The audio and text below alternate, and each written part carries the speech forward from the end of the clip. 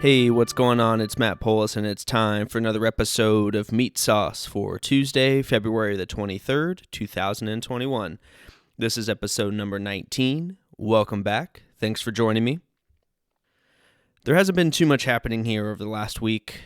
I'm really starting to get the itch to get back out on the trail for another backpacking trip.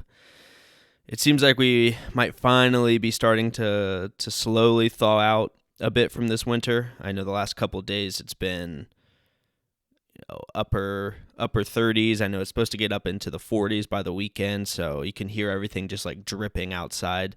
Everything's starting to kind of thaw out a bit, so that is refreshing.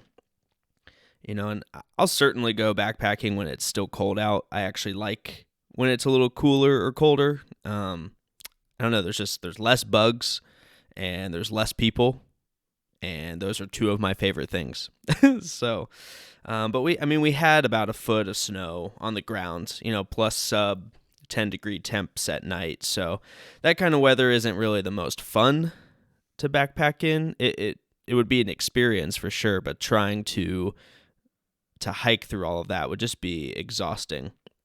So, but if we start getting into the 40s consistently, I'm definitely going to look to get back out into nature in general. I've been trying to go on walks during this whole time, but it has just been so brutal outside with the cold and the wind, and it's been very difficult to kind of muster up the interest and energy to get out there. And, also after a while, just walking around the same block that I do every day, I just need like a change of scenery or something to add a little more excitement to the fact that I'm exercising. So backpacking certainly does that. So I'm hoping to get out here, I don't know, sometime March or April. Jess and I have a trip planned in May, which I will talk about at a later time. Super excited for that. But hoping to get out. There's some nice backpacking trails relatively close to where we live. So hoping to get out and do something like that, maybe just for a night. But we'll see about that. But that's really all. I've just been thinking about things being a little warmer or thinking about things getting somewhat back to normal, which at this point, it's so up in the air, it feels like still. So I don't know. Coming up on a year of 2 weeks to slow the spread. It's insane. All right. Now it's time for another edition of What's on the Shelf. This week, we're taking a look at a product from the Heaven Hill Distillery out of Bardstown, Kentucky. It's been one of my favorite pours so far, and I am really excited to share it with you. Today, I am talking about the Elijah Craig Barrel Proof Batch B520.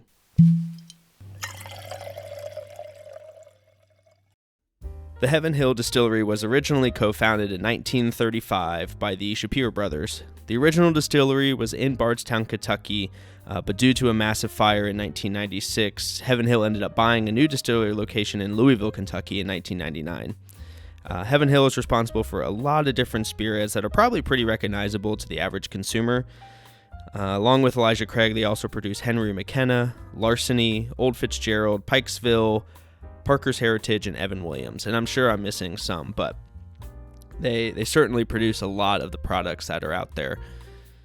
I know the distillery is no longer in Bardstown, but the rick house where they store all the barrels, all of that stuff is still in Bardstown. And I believe like the gift shop and where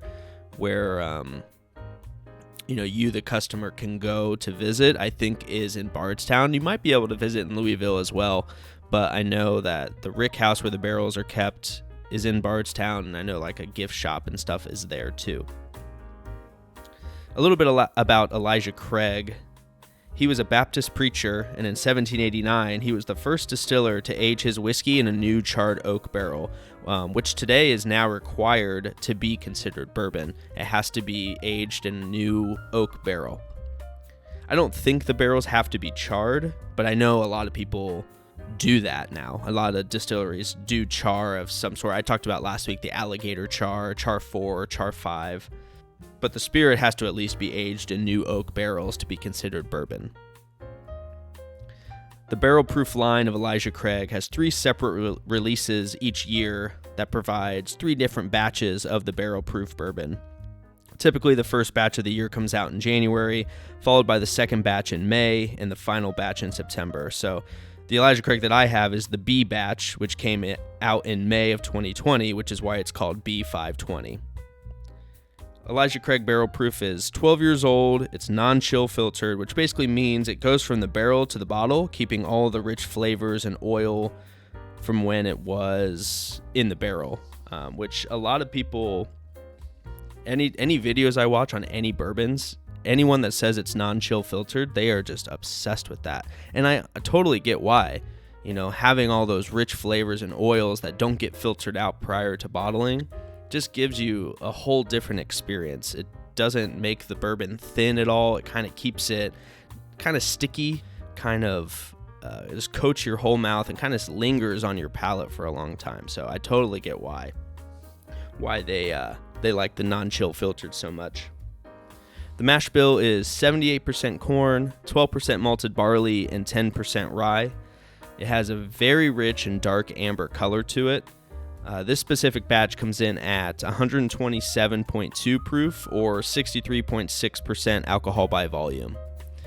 It retails for anywhere between $60 and $70 and is one of the best values in bourbon. I know I feel like I'm talking about that every week, but really all the bottles that I've tried to get are what are deemed as like great values, whether that's cheap or a little more expensive, but what you're getting for that little more expensive is, pretty undeniable. So I know I got this Elijah Craig for $70 where I'm at, and I had a pour of this last night, and it's just phenomenal. I'm almost halfway down the bottle. I'm not quite there, so I'm really, really enjoying that one. And to have a 12-year-old bourbon for typically under $70 is pretty unreal. I really hope it stays that way for a long time. It seems like the word is starting to like constantly get out about how great Elijah Craig is, and but it's basically readily available for the most part. You may not have all access to all of the different batches, but you might at least have a batch in your area. Some nosing notes include caramel, oak, peanuts, leather, along with tasty notes of roasted peanuts, vanilla, caramel, cinnamon, and finish is incredibly smooth and complex. I know smooth is kind of the word that's looked down upon to use, but it just has a really easy finish in the sense that you can get it down and it doesn't make you like cough and do all those crazy things, especially at 127 proof. A lot of people recognize the batch B520 as kind of they call it a flavor bomb, or they call it a peanut bomb, because it has a lot of peanut characteristics to it, peanut butter, peanut brittle, which I definitely see. I can't separate what all of those different ones mean and smell like. Like, I can't pick each individual one out, but I kind of get the overall idea of peanut butter and peanuts, along with, the leather and the oak. A lot of your typical bourbon notes. The oils of the non-chill filtration really coat, like I said earlier, coat your whole mouth and stays on the palate for quite a while. And it really feels like that flavor bomb that everyone talks about. And it continues to evolve with each sip, which is really what you want. As your palate becomes acclimated to the high proof, and you're able to start to kind of taste some different flavors with each sip after that. I would recommend, if you have a higher proof bourbon, that first sip, kind of swish some of it around in your mouth, allow it to it's going to kind of burn a little bit, but it allows your palate and your mouth to get acclimated to that high proof and to that alcohol. And then that next sip should allow your mouth to enjoy it a little bit more, and then be able to pick out maybe some more flavors, or just overall see the thickness of the bourbon, as opposed to just getting the proof. I really love this barrel proof bourbon, and I'm looking forward to trying out more of it in the future. Like I said, they release it 3 times a year, so I know the A121 is already out. I haven't seen it here in Michigan. I know some people on YouTube have it and they've done reviews on it, but I've heard the batch C920, so last September, is incredible. They say it's even better than the B520, so it makes me want to try it so bad, but I cannot find it. I haven't been able to find it in Michigan, but hopefully someday I can try it and compare it with the B520 before this one's gone. But if you're looking to step up your game a bit and want to try some older and higher proof bourbon, then I would say look no further than Elijah Craig Barrel Proof. It's readily available, decently priced for what it is. Again, 12-year-old bourbon. You don't find much of that for under $70. You really can't go wrong.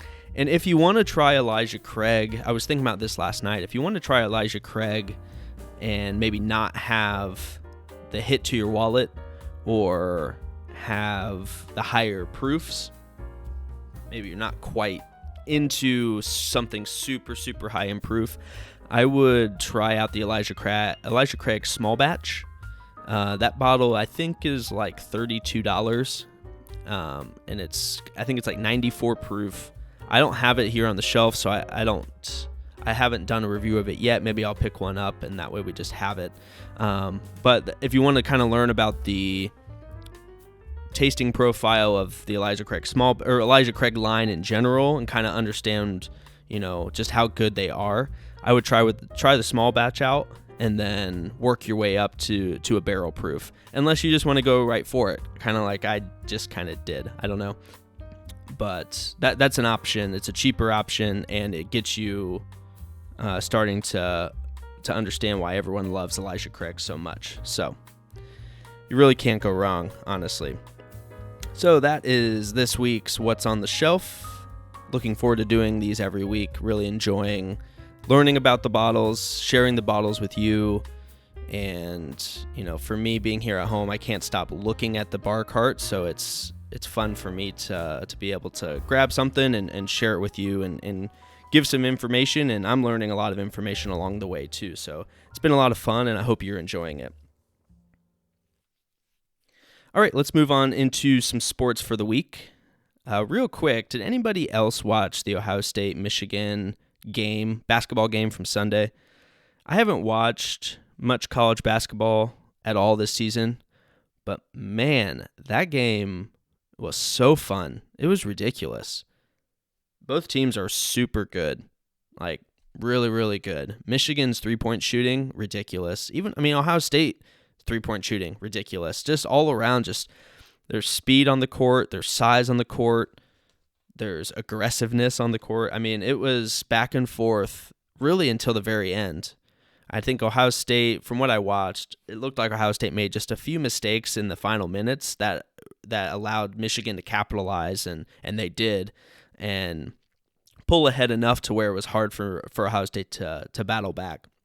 But man, that game felt like a March Madness game, and I think both of those teams are going to go very, very far in the tournament. So it's sweet to see that for the Big Ten. Again, I don't follow a ton of college basketball. I just really don't. If anything, I would follow the UD Flyers, but even them being up here, they're not always on TV.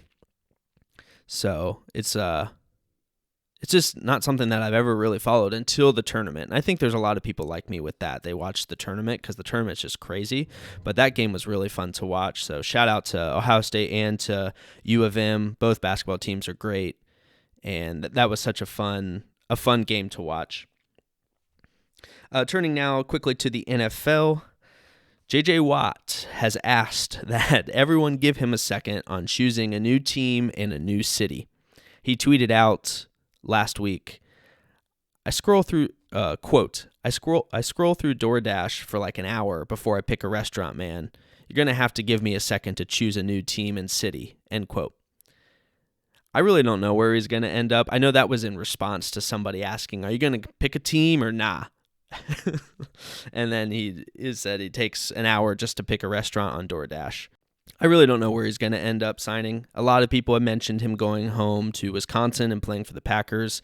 But I was actually just reading the other day that the Packers are over on their cap space and have too many guys that they need to re-sign / extend, and likely wouldn't be able to afford, what Watt is going to cost, which I still don't really know what he's going to cost.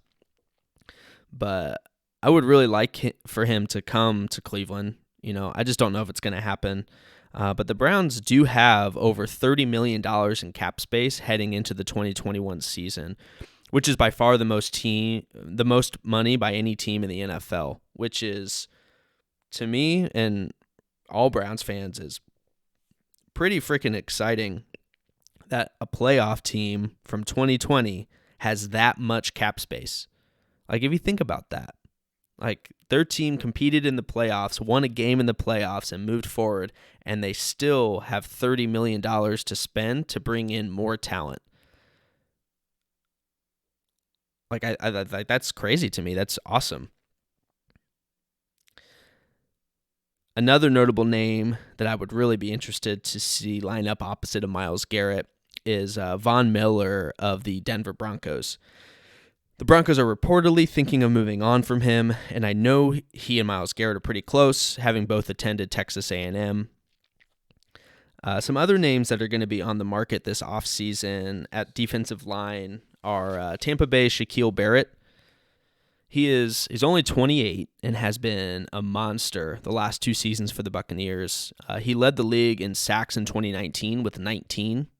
And, I mean, I remember watching him in the Super Bowl, and I obviously I don't watch a whole lot of Buccaneers games, but just seeing him in that Super Bowl, just flying around the field, I'd be down for that too.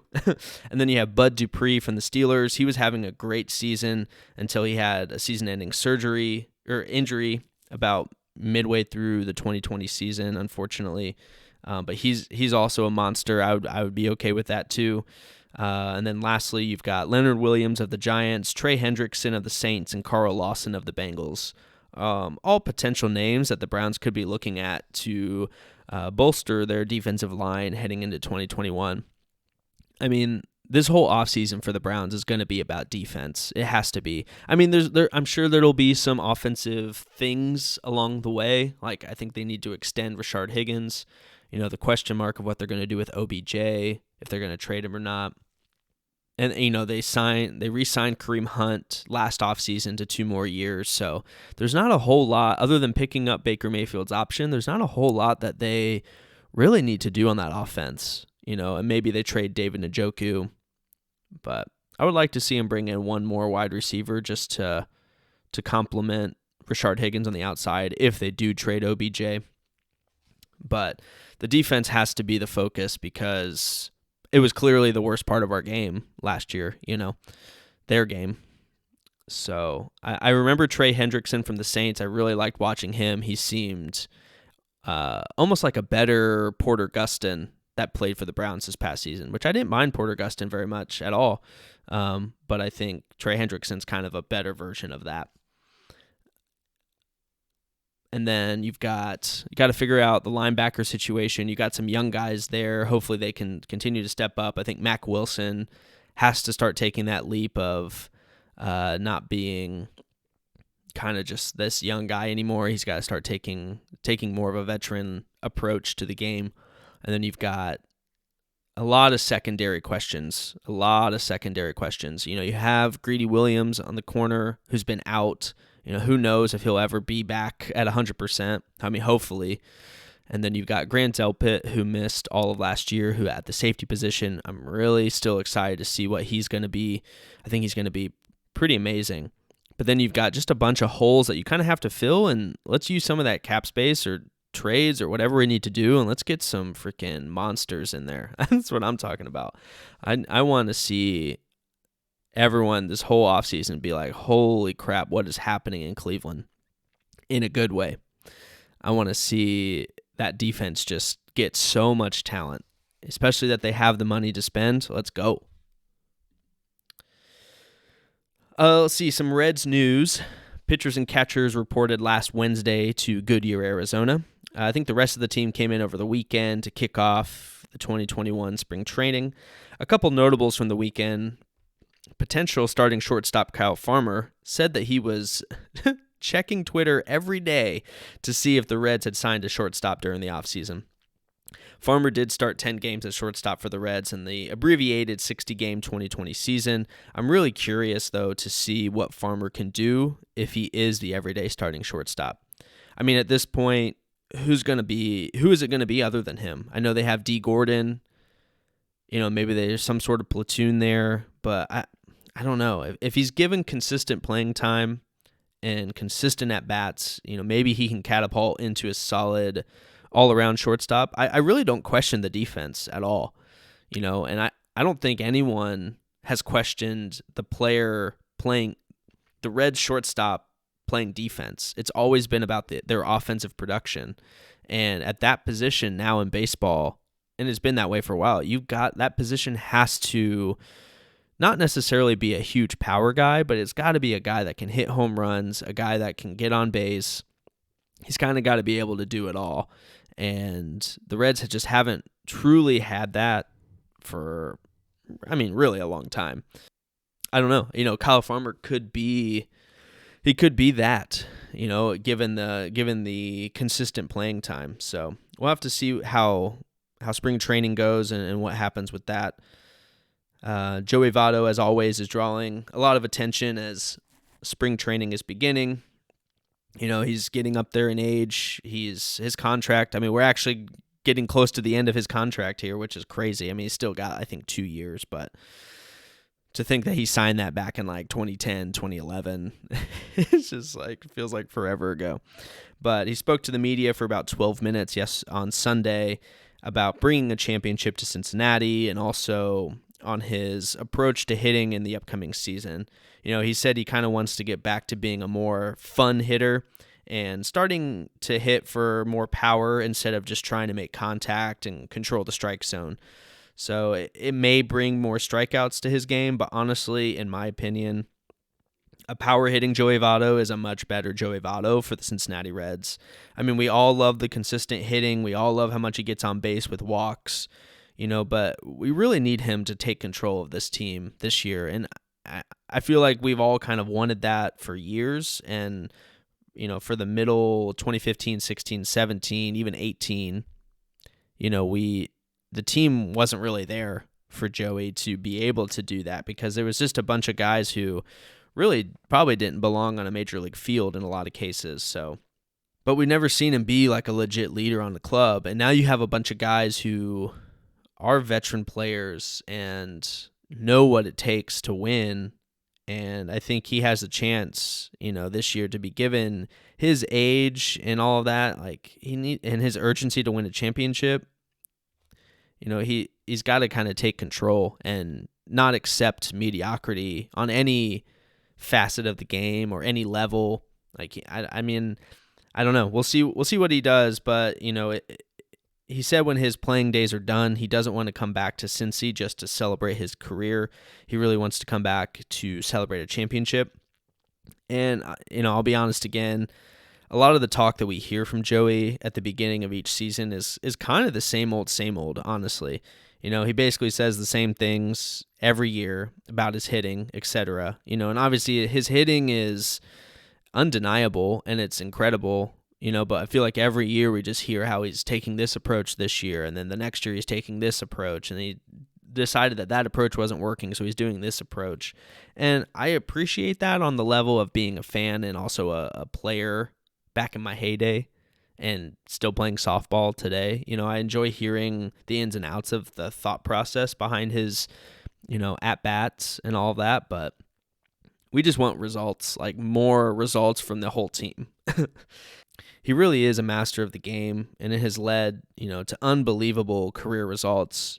I just question the same old rhetoric year after year when it has yet to lead the Reds to a championship, and it's not all his fault by any means, but, I don't know. Time will tell. I did see that the Reds signed outfielder Tyler Naquin to a minor league contract with an invite to spring training.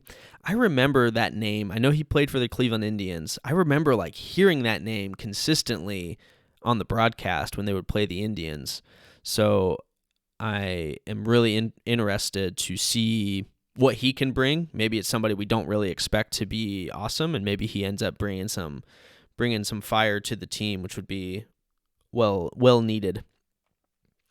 Some notes on the pitching side of things. Jose De Leon is said to be feeling great this spring training and was throwing in the upper 90s, 96, 97 in the winter leagues down in the Dominican. He wasn't too good last year in the coming out of the bullpen. So it'd be great to see him as kind of a nice surprise addition to the bullpen this year.